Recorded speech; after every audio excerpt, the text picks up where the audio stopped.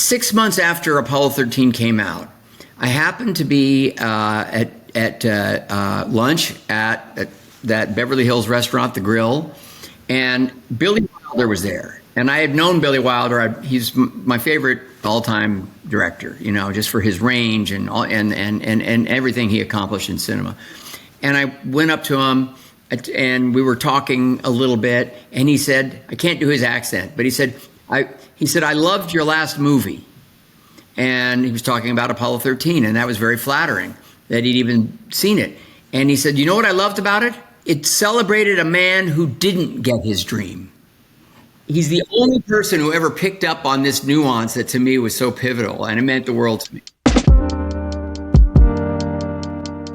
Apollo 13, of course, came out 30 years ago. I've long called it a celebration of competence or a masterpiece about being good at your job. What is so compelling about competence on screen? It has everything to do with actually surprising an audience. And in its own way, it helps transport an audience.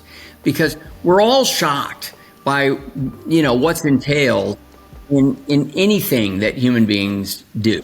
Especially anything that's remotely complicated requires real achievement. So, you know, even before I did my first movie based on real events, which was Apollo 13, with movies like The Paper, and it really started with Backdraft, I was so into that. And I have to say that Robert De Niro in his supporting role in Backdraft taught me a great lesson, because he was so interested in the details and embodying them and finding their way into the fabric of a scene or a moment.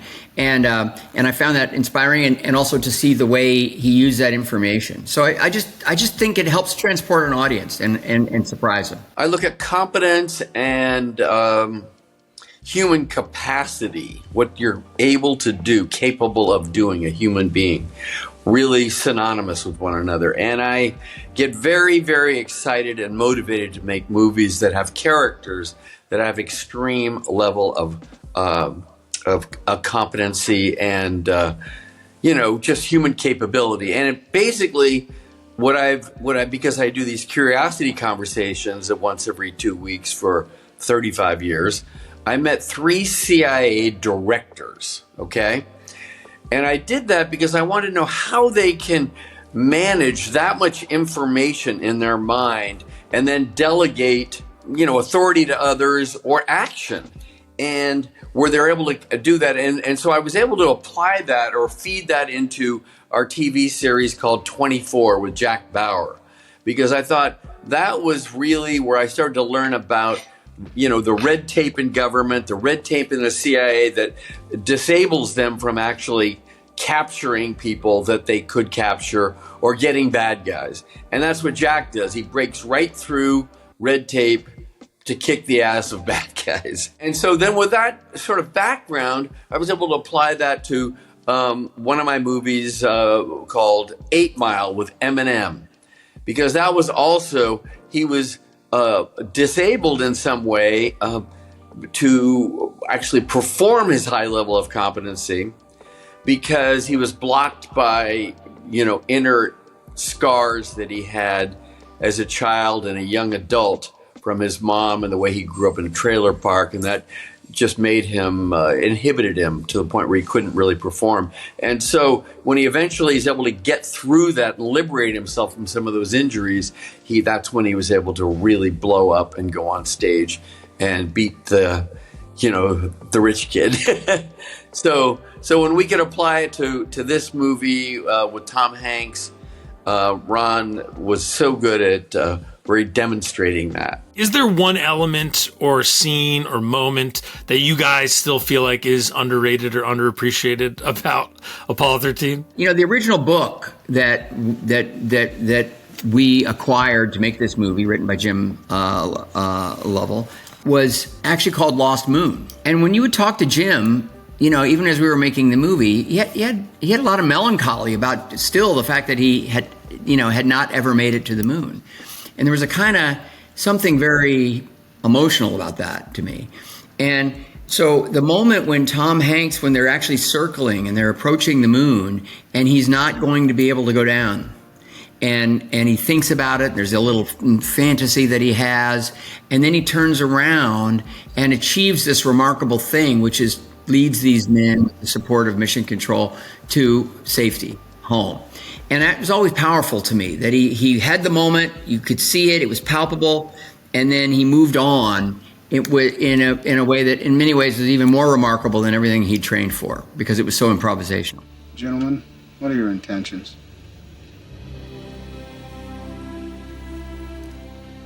I'd like to go home. Such a standout moment that I read about in my piece is the moment towards the end of the film where Ed Harris playing Gene Kranz, he sits back in his chair and offers up a sigh of relief while everybody else is celebrating. And it's a moment I think about on a weekly basis because it's so relatable. Can you walk me through directing that moment? There's so much, it's such big acting without any real dialogue. I remember it vividly because we were in rehearsals. The moment came to us very late.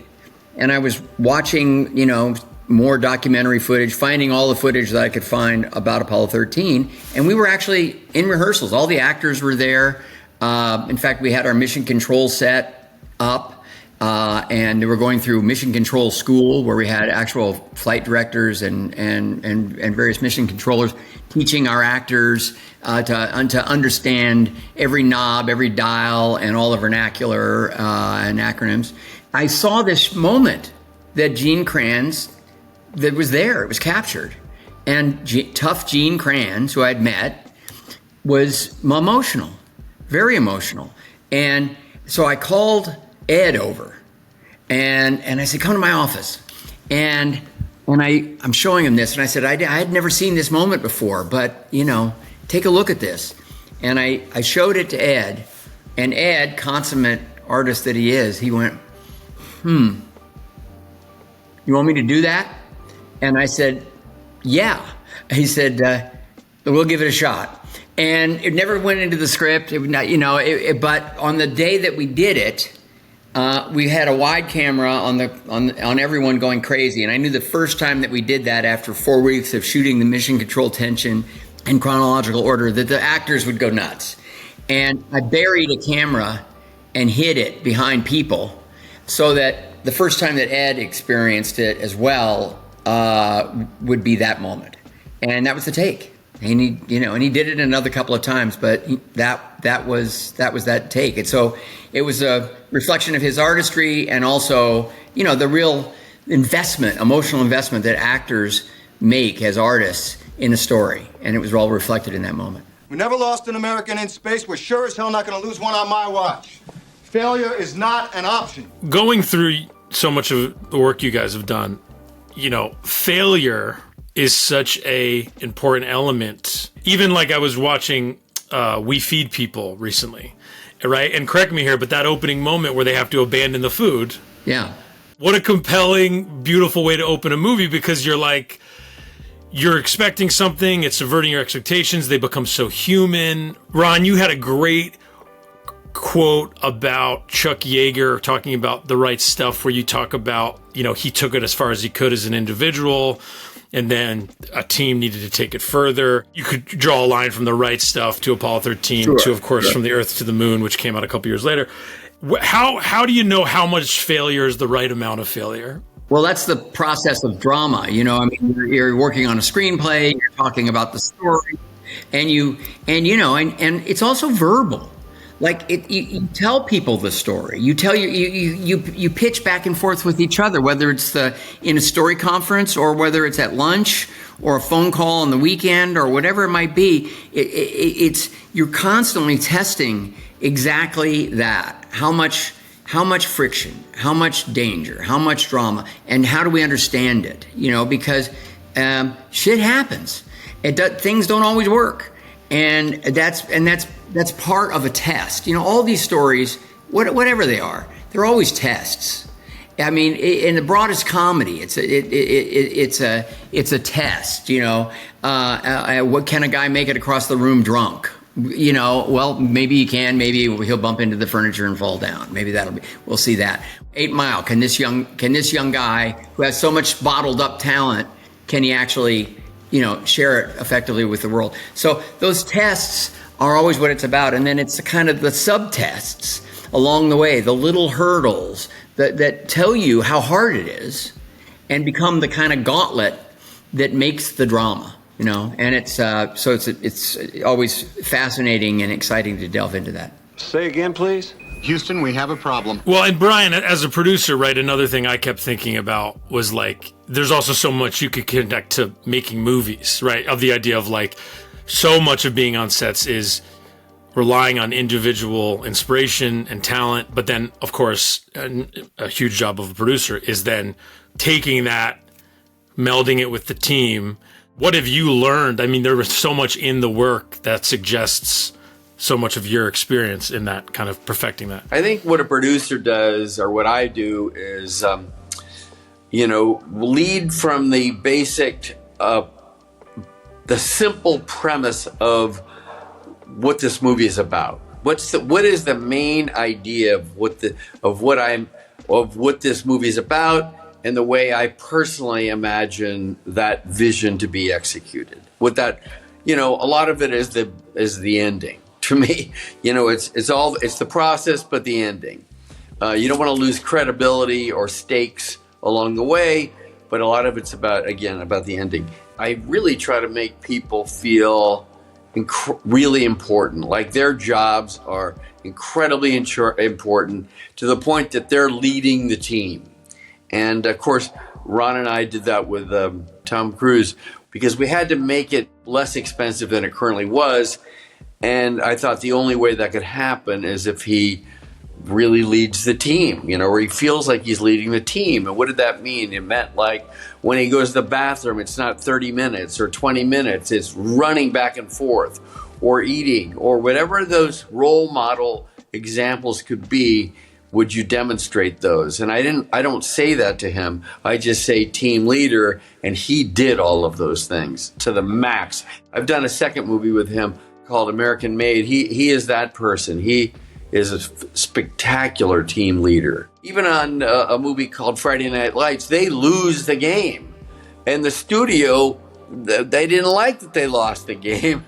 And I thought, well, maybe we can, flash forward to another game, and then they win the game. I go, you can't do that. And the director, Peter Berg, would have been out of his mind if we falsified that. And it cost us something. But we were able to, I was able to say to Pete Berg, the director in this case, that, can you finesse this at the end? So this different finesses, moments, make that truth kind of go down a little bit easier. So you feel the energy of the people involved, the kids that were involved in that failure. You feel like they learned something. They're going on to be better people, stronger people, more complete people. And the final thing I'd say about that is that I did get Pete to have music that was more fulfilling, so it goes up. So you see they lose, but the music is taking you into a higher place. I talk a lot about it, and people say, hey, Ron, you try different movies, and you always, you're pushing the envelope and this, that, and the other. And I always appreciate that. And that's intentional. I'm interested in that. But Brian, look how he lit up around Undercover Brother. That was kind of badass. John Ridley did a really good job. That was ahead of its time. It was a hip movie. Yeah. Crybaby was like a darling for both of us. But Brian killed himself on that movie and just loved it, And so no one would say that's some sort of a formula that Imagine follows or anything like that. No, Brian was, creatively inspired. Brian's always taken more than his share of creative risks along the way as well.